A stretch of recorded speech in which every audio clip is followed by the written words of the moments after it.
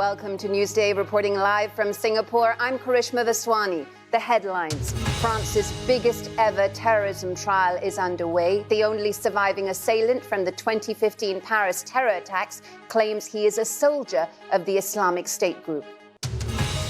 Ashraf Ghani apologizes to the Afghan people. The former president says he fled the country to avoid more bloodshed.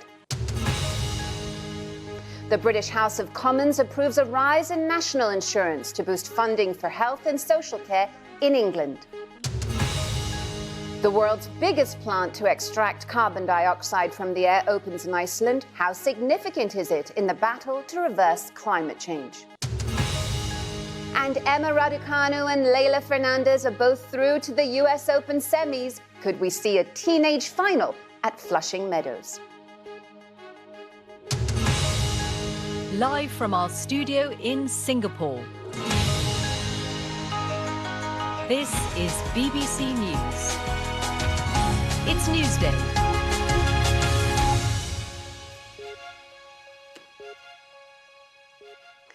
It's 6 in the morning in Singapore and midnight in France, where the trial began today of the 2015 attacks in Paris. A night of indiscriminate shooting and bombing in Paris that left 130 innocent people dead.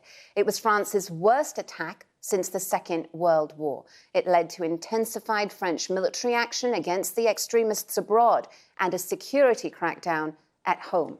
Today, the 20 men accused of involvement in those attacks appeared in the docks. Our Paris correspondent Lucy Williamson reports. The sirens sounded again in Paris today for the men accused of terrorising this city 6 years ago.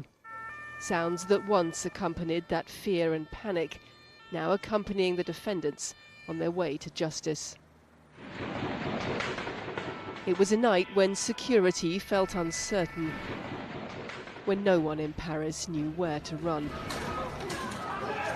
As Islamist gunmen targeted bars, restaurants, the football stadium, the Bataclan concert hall. Salah Abdeslam, the only suspected attacker to survive that night, is facing the most serious charges. 19 others are accused of involvement, including Mohamed Abrini, also wanted by Belgian prosecutors in connection with attacks in Brussels. Today, a message from Abdeslam.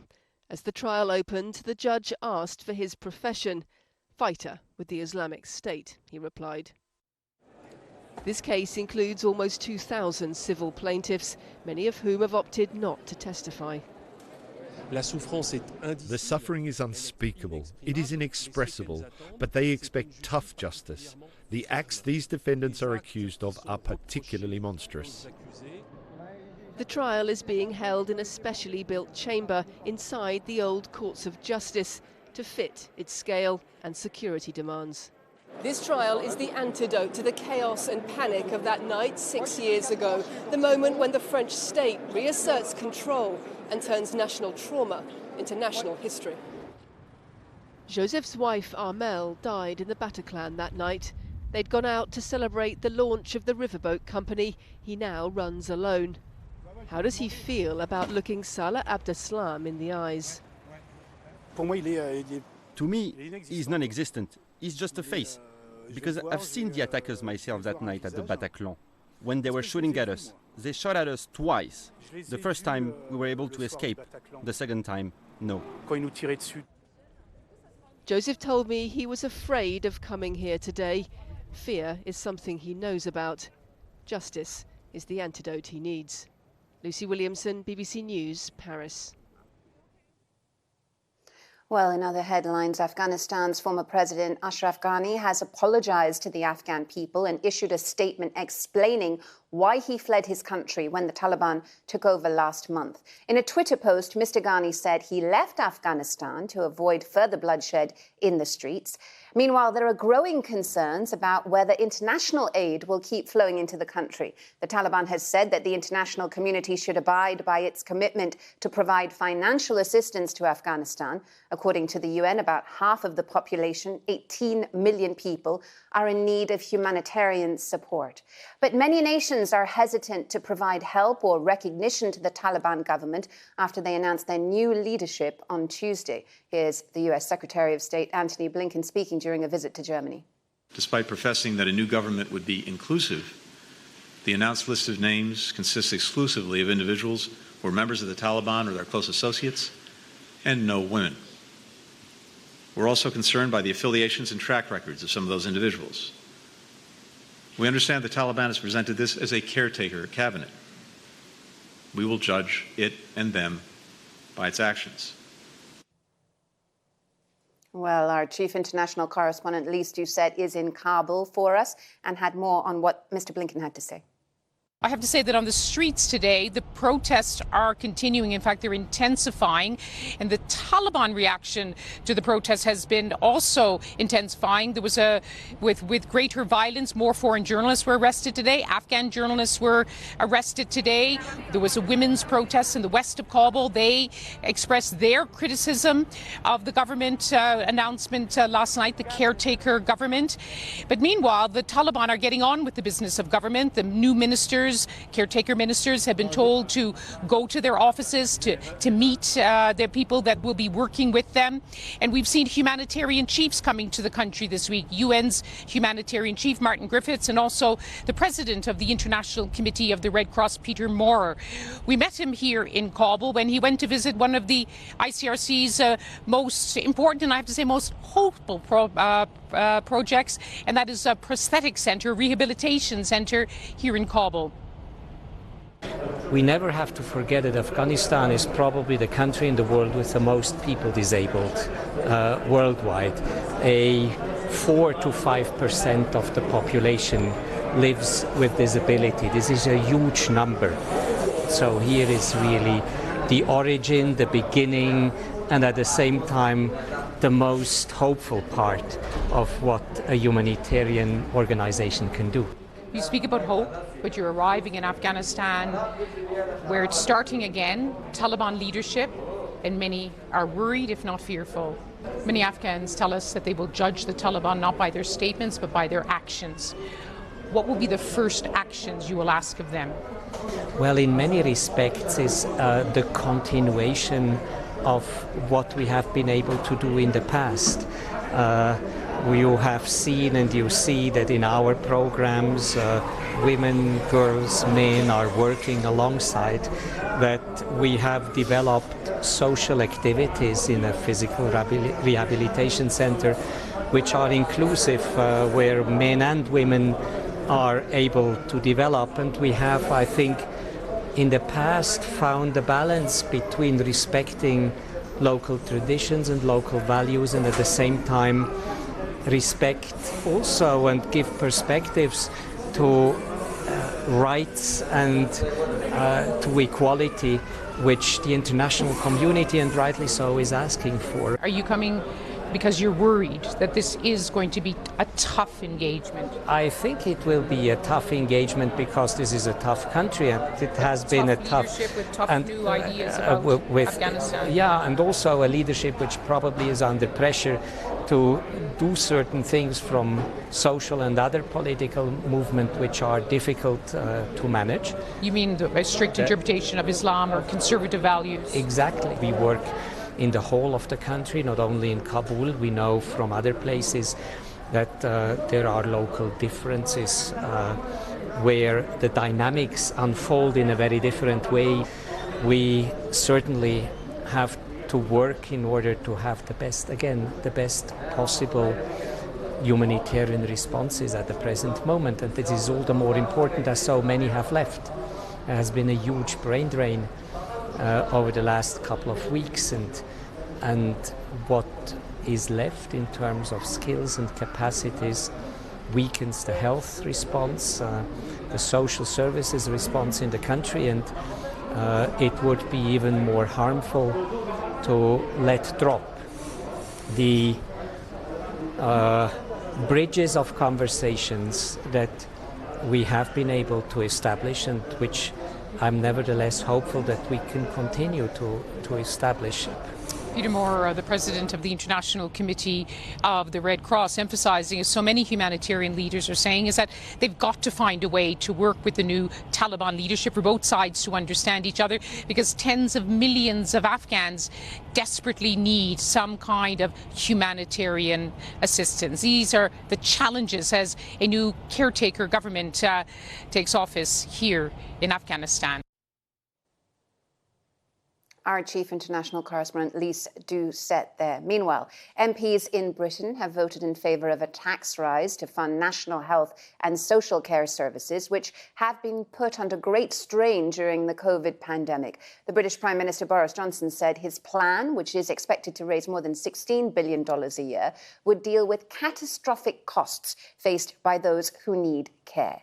Critics say the tax rise does not do enough to address decades of underinvestment in healthcare. Our deputy political editor, Vicky Young, reports.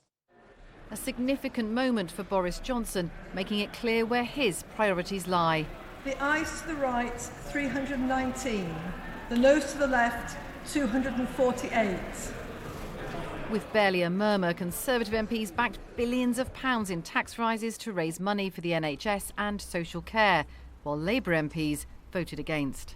It feels like a distortion of the political landscape, and it brings risks for the Prime Minister and the Labour leader. Boris Johnson's overriding some Tory anxiety. He believes voters are prepared to pay for better funded public services. In order to deal with the problems of the NHS backlogs, you also have to fix social care. We're taking the tough decisions, Mr. Speaker, that the country wants to see. We're putting another £36 billion in. But the Labour leader says the extra taxes will fall on the wrong people. Working people will pay higher tax. Those in need will still lose their homes to pay for care, and he can't even say if the NHS backlog will be cleared. Well, he gesticulates, but they're all breaking their manifesto promises and putting up taxes on their working constituents for this. Of all the ways to raise public funds, why is the Prime Minister insisting on hammering working people? Mr. Speaker, we're proud of what we've been doing throughout this pandemic to look after working people. Under the plan, some will still have to fork out as much as £86,000 for their care, which could force them to sell their home. Mr. Johnson's promised to stop that happening, suggesting people will be able to take out insurance to protect themselves. There's no doubt the Prime Minister is taking his party down an unfamiliar path. Not just these tax rises, but others announced back in March. Together, that's set to take the UK tax take to historically high levels, the highest level that it's been since 1969, and at levels that haven't been sustained in the UK's history. So we're really into uncharted water. And for some Tories, it goes against every instinct. If you create an NHS tax, you have an NHS tax forever. It will never go down. It can only go up. No party is ever going to stand at an election saying, I've got a good idea. Vote for me, I'll cut the NHS tax. Many Conservatives share this concern. Several didn't back the plan. But tonight Boris Johnson has the green light to raise our taxes and keep spending. That was the BBC's Vicky Young. Meanwhile, the world's biggest plant to extract carbon dioxide from the air has opened in Iceland. It showcases a developing technology considered by some to be an important tool in the fight against climate change. The plant will remove 4,000 tonnes of CO2 every year. But as David Campanelli now reports, skeptics say this is a tiny percentage of the carbon dioxide that's generated by the burning of fossil fuels. Climeworks Orca is the first plant ever in commercial operations for direct air capture and storage that starts serving customers today. A futuristic vision of how to save the planet from runaway climate change, or a futile expense that distracts from the urgency of slashing CO2 emissions. In 2017, we celebrated a pioneering moment. In a promotional video, Swiss startup Climeworks announced the opening of the largest direct air capture and storage plant in existence in a partnership with Icelandic company Carbfix. Powered by renewable geothermal energy from nearby, the plant consists of 4 units, each made up of 2 metal boxes. These suck carbon dioxide directly from the air, mixes it with water, and then sends the product deep underground, where it gradually turns into rock. Storing carbon underground can be done at massive scale, and it is really, really reliable to store that carbon underground, 2, 3, 4 kilometres underground, where it can stay for millions of years and be safely and securely monitored so we know exactly where it is. Our plant captures CO2 by drawing air into its collectors with a fan. Direct air capture is one of the few technologies extracting carbon dioxide from the atmosphere. Its supporters say it's vital to limit global warming, blamed for causing more heat waves, wildfires, floods and rising sea levels. But skeptics point out that the climate crisis is worsening because of the relentless burning of fossil fuels, and it's these that need to be cut. Last year, global CO2 emissions totaled 31.5 billion tonnes, according to the International Energy Agency. And this plant will remove just 4,000 tonnes of that in a year, the equivalent of just 800 cars. It's so far been a completely failed technological solution. There are, of course, much better solutions out there. Solar panels, wind turbines, the emerging industry of green hydrogen. This is a kind of very, very high-end solution. We prepare the CO2 for the storage process. Direct air capture is at the cutting edge of climate technology. But due to their cost, there are only 15 such plants worldwide. Unless scaled up at speed, these won't take away from what scientists say is the imperative of keeping 80% of carbon reserves in the ground. David Campanale, BBC News. You're watching Newsday on the BBC. Still to come on the programme, the former head of the biotech company Theranos has gone on trial in the US, accused of fraud.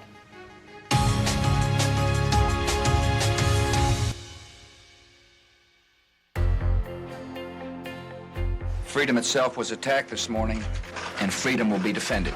The United States will hunt down and punish those responsible. Bishop Tutu now becomes spiritual leader of 100,000 Anglicans here, of the blacks in Soweto Township as well as the whites in their rich suburbs. We say to you today, in a loud and a clear voice, enough of blood and tears. Enough! The difficult decision we reached together was one that required great and exceptional courage.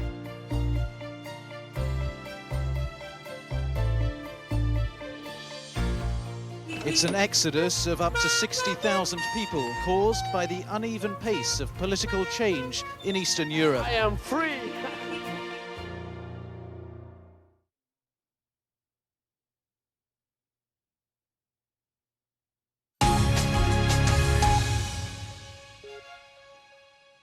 This is Newsday on the BBC. I'm Karishma Vaswani in Singapore. The headlines. France's biggest ever terrorism trial is underway. The only surviving assailant from the deadly 2015 Paris terror attacks claims he is a soldier of the Islamic State group. And Ashraf Ghani apologizes to the Afghan people. The former president says he fled the country to avoid more bloodshed. In other news, the American biotech entrepreneur Elizabeth Holmes, whose high-tech products were exposed as fake, has gone on trial in California. Ms. Holmes is accused of making billions of dollars in profits through false claims about a blood testing device which could supposedly detect conditions such as cancer quickly without using needles. James Clayton sent this report from outside the court in San Jose. Well, Elizabeth Holmes is just coming out of the door right now. There are plenty of cameras. They're just running out to try and take a picture of her, ask her questions. I have to say, she hasn't been answering any of those questions so far, but it gives you an idea of the kind of interest there is here in Silicon Valley, deemed as one of the largest fraud cases in Silicon Valley history. I was in the court a bit earlier, and Elizabeth Holmes was sat up upright throughout the whole thing. Everyone else was sort of leaning back in their chairs. She was very attentive, she was very poised, and she listened to the prosecution really put the case forward in a very aggressive manner. They used the word lies multiple times, and essentially what they were saying was that fraud was committed, that the technology didn't work, but they went further than that. They said that Elizabeth Holmes knew the technology didn't work, but still deliberately told investors and companies like Walgreens, that were a major contractor of Theranos, that the technology did work. And that's the key thing about this trial, is whether she deliberately misled. The defense, on the other hand, said that Elizabeth Holmes had spent her entire adult life trying to make it work. She spent 24/7 in the office. She was hardworking, diligent, and she desperately tried to make a successful company. That ultimately failed, but that is not ultimately fraud. That is the main kind of structure of her defense. That was the BBC's James Clayton. Well, let's take a look at some of the other stories in the headlines today. Dozens of people have gone missing after a ferry collided with another passenger boat and sank in the northeastern state of Assam in India. About 40 passengers have either been rescued or swam to safety. Officials say in total there were more than 100 people on the two ferries. A fire in an overcrowded jail in Indonesia has killed at least 40 people. Officials said the blaze started at the prison in Banten province near Jakarta in the early hours of Wednesday morning. An investigation into the cause is underway, but first reports suggest an electrical fault was to blame. The Philippine President Rodrigo Duterte, who's not allowed to run for another term, has formally accepted his party faction's nomination to run for vice president in the next election. Mr. Duterte said that he would run for the love of his country. Now, there is some remarkable tennis news developing in the women's side of the draw at the US Open. Two teenagers are into the semi-finals. The 19-year-old Canadian Leylah Fernandez, who played an extraordinary match to win through to the last four last night, and now the British sensation Emma Raducanu, who's still only 18 and is the first woman in US Open history to go through qualifying all the way to the semi-finals, which is a pretty remarkable achievement. Well, David Law is the BBC tennis commentator and co-host of the Tennis Podcast. He told us about the possibility of us seeing a teenage US Open final. It suddenly feels possible now. The fact that the two of them are in the semi-finals and the manner in which they are playing to have got there as well. You mentioned Leylah Fernandez, this 19-year-old from Canada who's beaten last year's champion Naomi Osaka. She's beaten Angelique Kerber, a former champion, and now Elina Svitolina, who's one of the top 5 players in the world. But perhaps even more remarkably is the way that Emma Raducanu, the British player who had not even played this tournament before this year, is now going through all the qualifying rounds without dropping a set, and now 5 rounds of the main draw, 8 matches, no sets dropped. She beat the Olympic gold medalist today, and there's no real sign that any of it is perturbing her. She is now going to face either Maria Sakkari or Karolina Pliskova in the semi-finals, and she really does look like she believes she can go all the way. Yeah. Exciting news there. Meanwhile, in the United States, one of the biggest memorials to those who fought to defend slavery in America's Civil War has been removed. The 6.4-meter-high statue of Robert E. Lee, one of the leaders in the South, was first erected in Virginia's state capital, Richmond, 130 years ago.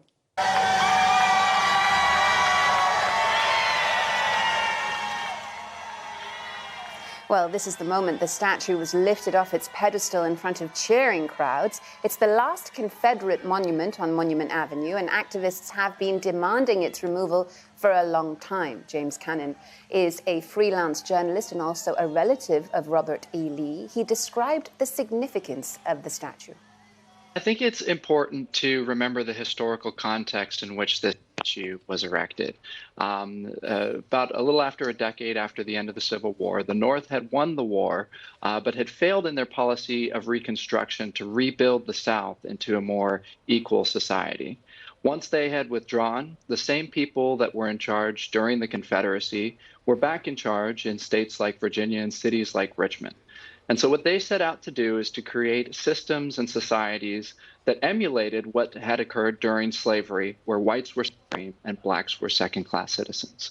That took the form of Jim Crow laws that segregated schools and lunch counters and water fountains, and also took the case of symbols such as this statue that symbolized that whites were still supreme in these areas.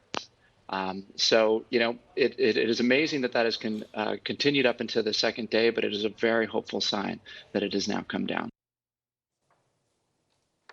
James Gannon there, freelance journalist, also a relative of Robert E. Lee. Well, finally, I want to tell you about this story, the driveway to an English county home that became famous earlier this year when a piece of meteorite fell on it is to go on public display.